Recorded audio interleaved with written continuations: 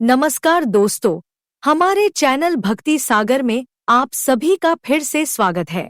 आज हम सफला एकादशी व्रत कथा का श्रवण करेंगे।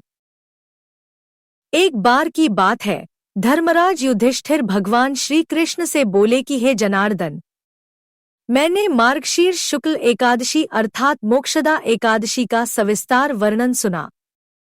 अब आप कृपा करके मुझे पौष माह के कृष्ण पक्ष की एकादशी के विषय में भी बतलाइए। इस एकादशी का क्या नाम है तथा इसके व्रत का क्या विधान है? इसकी विधि क्या है? इसका व्रत करने से किस फल की प्राप्ति होती है? कृपया यह सब विधान पूर्वक कहिए। भगवान श्री कृष्ण बोले, पौष माह के कृष्ण पक्ष में आने वाली इस एकादशी को सफला एकादशी कहा जाता है। इस एकादशी के देवता श्री नारायण हैं। विधिपूर्वक इस व्रत को करना चाहिए। जिस प्रकार नागों में शेषनाग, पक्षियों में गरुड़, सब ग्रहों में चंद्रमा, यज्ञों में अश्वमेध और देवताओं में भगवान विष्णु श्रेष्ठ हैं, उसी तरह सब व्रतों में एकादशी का व्रत श्रेष्ठ है। जो मनुष्य सदैव एकादशी का व्रत करते हैं, वे मुझे परम प्रिय हैं। इसका माहात्म्य मैं तुमसे कहता हूँ, ध्यानपूर्वक सुनो। भक्तवत्सल भगवान श्री कृष्ण कहने लगे कि धर्मराज, मैं तुम्हारे स्नेह के कारण तुमसे कहता हूँ कि एकादशी व्रत के अतिरिक्त मैं अधिक से अधिक दक्षिणा पाने वाले यज्ञ से भी प्रसन्न नहीं होता हूँ। अतः इसे अत्यंत भक्ति और श्रद्धा से युक्त होकर करें। हे राजन, द्वादशीयुक्त पौष कृष्ण एकादशी का माहात्म्य तुम एकाग्रचित्त होकर सुनो। सफला एकादशी व्रत कथा। चंपावती नगरी में एक महिष्मान नाम का राजा राज्य करता था। उसके 4 पुत्र थे।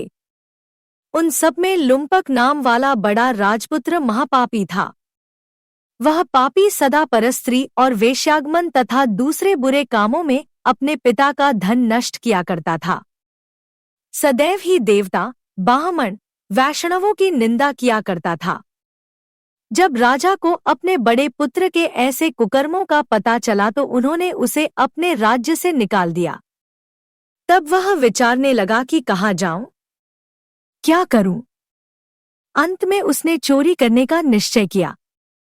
दिन में वह वन में रहता और रात्रि को अपने पिता की नगरी में चोरी करता तथा प्रजा को तंग करने और उन्हें मारने का कुकर्म करता। कुछ समय पश्चात सारी नगरी भयभीत हो गई। वह वन में रहकर पशु आदि को मारकर खाने लगा। नागरिक और राज्य के कर्मचारी उसे पकड़ लेते किंतु राजा के भय से छोड़ देते। वन में एक अति प्राचीन विशाल पीपल का वृक्ष था। लोग उसकी भगवान के समान पूजा करते थे। उसी वृक्ष के नीचे वह महापापी लुम्पक रहा करता था। इस वन को लोग देवताओं की क्रीड़ा स्थली मानते थे। कुछ समय पश्चात पौष कृष्ण पक्ष की दशमी के दिन वह वस्त्रहीन होने के कारण शीत के चलते सारी रात्रि सो नहीं सका। उसके हाथ पैर अकड़ गए। सूर्योदय होते होते वह मूर्छित हो गया।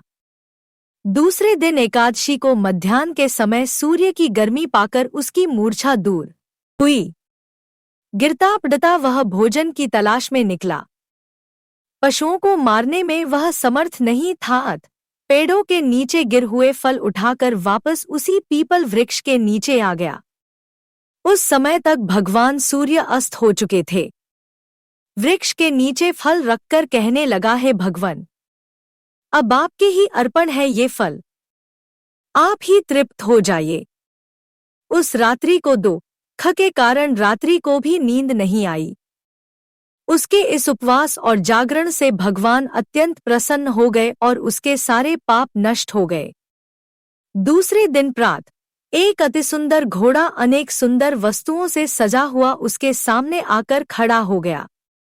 उसी समय आकाशवाणी हुई कि हे राजपुत्र, श्रीनारायण की कृपा से तेरे पाप नष्ट हो गए हैं। अब तू अपने पिता के पास जाकर राज्य प्राप्त कर।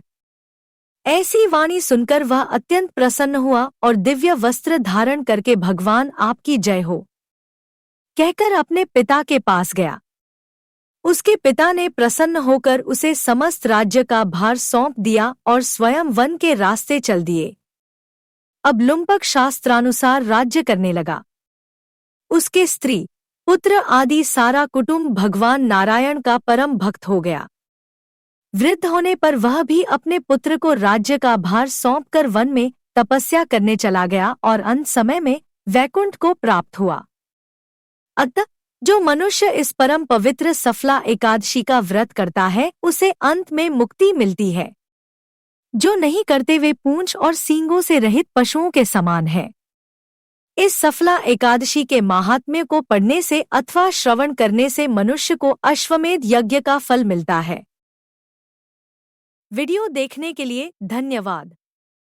अगर जानकारी पसंद आई हो तो लाइक, शेयर और कमेंट करें। चैनल को सब्सक्राइब करें और बेल आइकन जरूर दबाएं। मिलते हैं अगले वीडियो में। जय हिंद।